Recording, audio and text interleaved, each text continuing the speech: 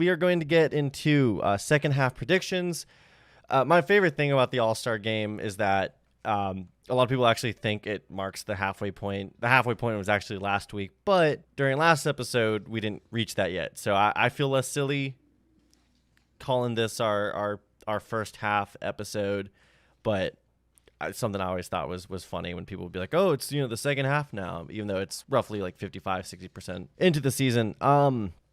Awesome. So yeah, we'll just do the same format we did before. We're just gonna go back and forth. I'm gonna start this time. My first second half prediction, I should have organized these to get more bold as they went on, but there's no order. It's just I was kind of coming up with them. So my first prediction for the second half is that the Braves will post the lowest starter ERA in the second half. Not bold at all. They did in the first half. Max Fried's coming back. The rotation's getting healthier. Spencer Strider, I think he's going to reach new level. I don't think he's going to have the struggles that... Dylan Dodd and Jared Schuster. Yeah. Hopefully not. Hopefully, yeah. Knock on wood. Yeah. So not a bold take. I think our starters ERA is going to continue to be impressive. That's it. Yeah, I have a bold one. We're going to talk about the trade deadline on the next episode. I'm going to make a bold prediction that the Braves make a shocking move at the trade deadline. That's pretty bold. I've been thinking about the trade deadline for a while, and I just don't know what the Braves need. Like, you could add a reliever, sure.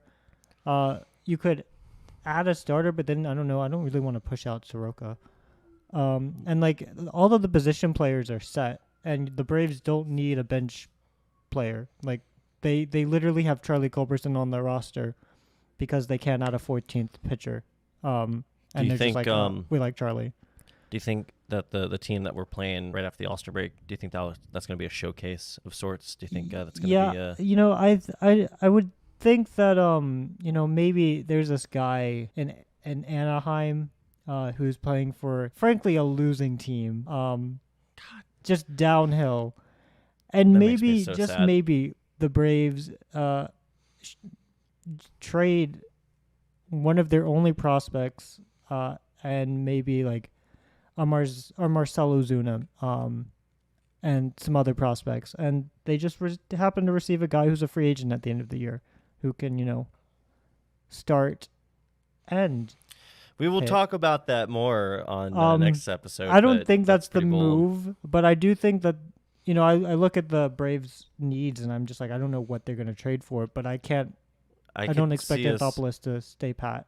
I could see us train for a guy whose name rhymes with Mucus Piolito, who we might be seeing this weekend. My next second half prediction, I think Ronald's stolen base pace slows down. I know 2019 that happened where basically wasn't stealing, and part of that was due to a minor groin injury that he had. I just think as the season wears on, especially dog days of August, they're going to be running less. They're going to be going more boomer bust, if that's even possible. I do think his homer pace picks up, and I do think he finishes the season 40-60. Unbelievable. It's just crazy that he already has the 40 steals in. He already has the 40 steals. It's the All-Star break. He already eclipsed that total. That just blows my mind. So mine is my prediction is basically like my biggest Braves desire. Aside from a World Series this year, is the Braves haven't thrown a no-hitter since 1994. I really want to see a no-hitter in my lifetime, and I think this year is the year. I think the Braves finally have a no-hitter. I think it will be a starting pitcher, complete game, no-hitter. My bold prediction at this point is that it won't be Spencer Strider. I think it's going to be a guy like Charlie Morton or Bryce Elder or even Max Fried. But I think we finally get that no-hitter this year. And there's still some, to give credence to that, there's still some really bad offenses that we have. I mean, we haven't even played the Brewers yet. We haven't played the Pirates. I mean, I know they have Sox. Jack Sawinski. My next bold take is Spencer Strider currently as a K per 9 is a hair above 14. It's like 14.3. I think he finishes the season with a 14 K per 9. That would be the greatest mark for a starter in a full season. That would beat out Garrett Cole's 13.8 that he had in 2019 when he struck out 326 hitters. I don't think Spencer Strider is on pace to strike out that many. Just doesn't have the volume, but I think he's gonna, which is just insane to think about. I mean, 14 K per nine. I mean, just you can't think about that expect the for a pitcher second. to be better, but like Strider had a few rough starts in June. But the last 3 starts, I think he's gone into the 7th inning. Yeah. And again, this is a rate stat too. I'm not expecting, they could start giving him some rest, just shorter, like more 5 and dive outings come August, and then build him back up for September into the postseason. Just because you don't want to have what happened last year where he strains an oblique and is basically not Spencer Strider in the NLDS.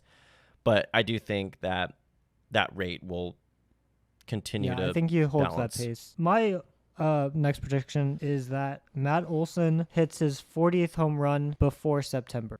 So I think he locks up that 40th homer. He has 29 homers right now. I think he hits 11 in the next month. Hits That's the 40 easy. mark That is easy. before the September mark happens. It's going to be fun, that Rockies series. Oh, I forgot that hasn't happened yet. Remember the Rocky series last year?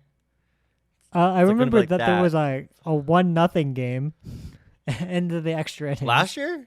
Yeah.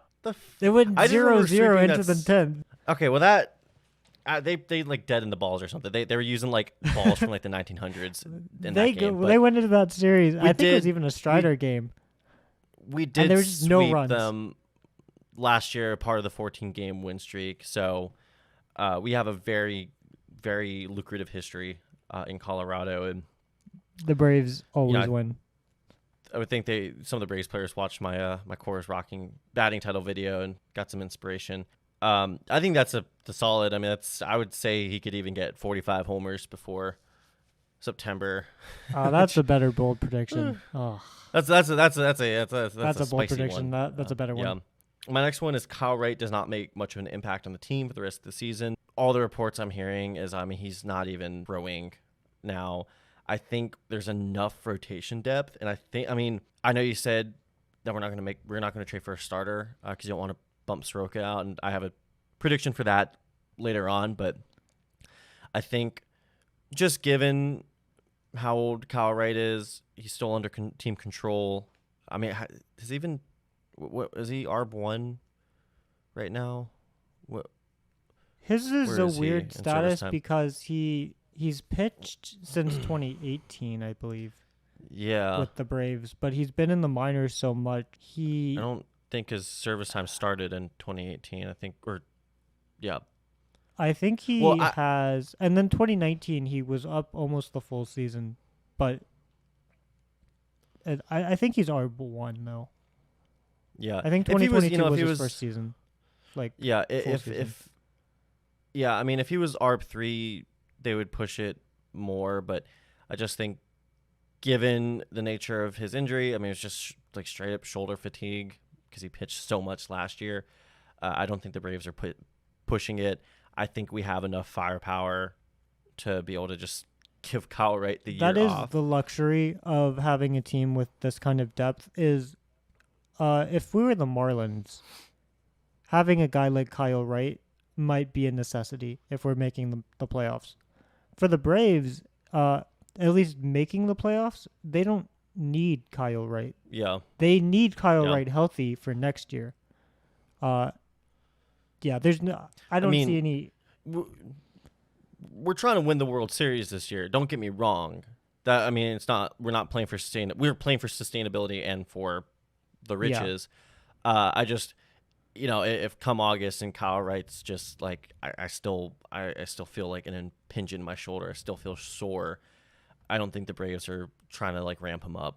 I could see him making a few starts in September, and then being on the playoff roster maybe. But he's not going to be back before August. Like there's no way he hasn't. I think he maybe started throwing a little bit, but he's behind Fried by a substantial amount. By and a lot. Fried might not make a start in July. Yeah. So that's a good one. My next one is that Acuña goes on a homer rampage. It's the middle of summer. The ball is flying out. He's on the Braves. I think we start talking about a 50-50 season. 40-40 has only been done 6 or 7 times. 6 times. Yeah. A 40-60 season has never been done. I think maybe he gets the 60 steals, but I think come, late August, we're going, does Ronald Acuña Jr. have a 50-50 season in the tank? I mean, we've seen him. I mean, we could go back to 2018 when he was on that just crazy homer streak. I could see it. I mean, like I said, I predicted that his homer pace is going to pick up. I just don't know if he has enough right now. Yeah, I mean, he's on the cusp of a 40 home run pace right now. Yeah. Like, even at his current home run pace, he barely hits 40. So this is a bold prediction that he hits like 9 home runs in a week, and then sustains his other home run pace for the rest of it. Definitely a bold prediction, but I mean, a 50-50 season is just. I mean, that was fantasy. A few years ago, and first year with the new rules, and Ronald Acuña is making it an earshot. Even if it's like a long possibility, the fact that like we're still talking about it is amazing. My next one is that AJ Smith-Shawver ends up making the postseason roster as a reliever.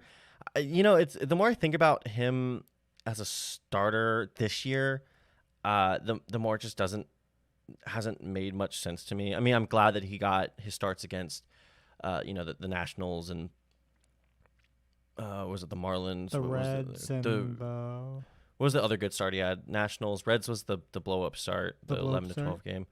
But I think he could be a super valuable weapon out of the bullpen come the postseason. We'll see. I mean, we're still have to see where Dylan Lee's at, where Jesse Chavez is at. But I think AJ Smith-Shawver would be a really, really good weapon. He could have his coming out party in October this year. Yeah. I think that's definitely a possibility. The Braves always surprise you at the end of the season with the playoff roster. I mean, Tucker Davidson started a World Series start. They're gonna. I mean, Terrence Gore has a World Series ring with the Braves. You never know who's going to be on that team. Yeah. I guess I'll add a prediction because I'm running to the end of my list, but I see you still have a few. I will predict that Forrest Wall will be on the postseason roster. Forrest Wall is like a 28-year-old non-prospect who's been with Gwinnett, but apparently he's really fast. I think Charlie Culberson is on the roster right now because they just don't need that spot, and they like Charlie. Like, Charlie's just a good dude to have around. But come the postseason, I think they're going to want another fast guy. Sam Hilliard is a fast guy, but he can be used for defensive swaps, and then having an extra speed guy on the bench might be enough. My next bold prediction is that Sam Hilliard plays at least 3 games in the second half. That is a bold prediction. He has disappeared. He has gone off into the shadows. My actual next one is Austin Riley heats up in July, August, and ends the season with an 850 OPS. We talked about maybe I'm just making things right for what I said earlier, but if you remember last year, Austin Riley went on an absolute rampage in July of last year. Had one of the best months in Braves history. I mean, he was joining the Hank Aaron conversation, which that is rarefied air. And then proceeded to struggle after that. I mean, pretty much played his way into a 10-year, the largest contract in Braves history. I think he's shows signs that he's coming back. We were talking a couple weeks ago where he looked like he was on the verge of turning things around, and then he hit another dry spell. But I do think he finally, everything starts clicking come July, August, especially like we said, the weather heating up. It's again really freaking hot in Atlanta, so air is very thin, and balls are going to carry out. So I think I'm one of the rare Braves fans here, but I actually do believe in the Marlins. The Mets are so far back. They just had a 6-game winning streak, and they are still 5 games under 500. The Phillies have something, but I just don't They just lost this series to the Marlins. I think the Marlins are legit. I know the Braves have absolutely bullied them, but against other teams, they're holding their own. They have a really good pitching. I think when it comes to the one-run ball games, a lot has been made about luck. I think a team with the type of pitching that the Marlins do have helps them when it comes to holding games close. I think they are the only threat going forward to the Braves. And I mean, being 8 games back, that's not saying a whole lot. But I think they're the team that the Braves will need to be scoreboard watching if they do win the scoreboard watching. They'll be the reason we keep the foot on the gas pedal. Yeah. It's not going to be the Mets. It's not going to be the Phillies. It's the Marlins that close enough where you're like, we can't let our foot off the gas because we have to win the division. I like the Marlins. I like Jorge Soler. I love think about. Luis Arias. The Mets with their $150 million starting rotation. I guess it's not that much. It'd be more like 120 something million. The Phillies just coming off of a contract to Trey Turner. I feel bad for Mets fans. They don't even have players to sell. I do too. They have a couple. I mean, I saw Tommy Pham just got hurt today, which he was. Did he? Oh no. Yeah, I don't know. I mean, Tommy Pham has been injury prone in the past, but he was basically the guy carrying them on their 6th game. Him and Lindor. So, yeah, I mean, just a nightmare season through and through. Everything that's gone right for us has gone wrong for them. My last 3, Ozzie Albies slows down but still finishes with career highs in homers, RBIs, and slugging. I forgot that he hit 295. He had like a 350 OBP in 2019. It's crazy to me. Like, I mean, I know it was the rabbit ball season, but still. I originally had his average OBP, but he's not even going to come close to those numbers. 4 Braves players receive MVP votes. I mean, Ronald Acuña is a virtual lock at this point to win MVP. But, I mean, Sean Murphy, Matt Olson, Ozzie Albies, Spencer Strider might even get a couple down ballot votes. Take your pick. At first, I was going to be like, man, that is a bold pick. But then I was like, oh, we can think of 4 other players not named Acuña who could get MVP I mean, they got to vote votes. for. I mean, he's going to be the unanimous, but I mean, they still got to fill out like 9 other spots. So, and then last one is Michael Soroka ends the year with a below average ERA plus. Doesn't make the Braves postseason roster. I was going to end this with because I knew you're going to react that way, saying that we're still feeling optimistic about him. He knows, the Braves know that he still has a long road to recovery. He knows that even making it back here is still not the finish line. He still has I react quite a that ways. way because it's believable. Yeah. Like, I don't think it's a bold prediction. It kills me.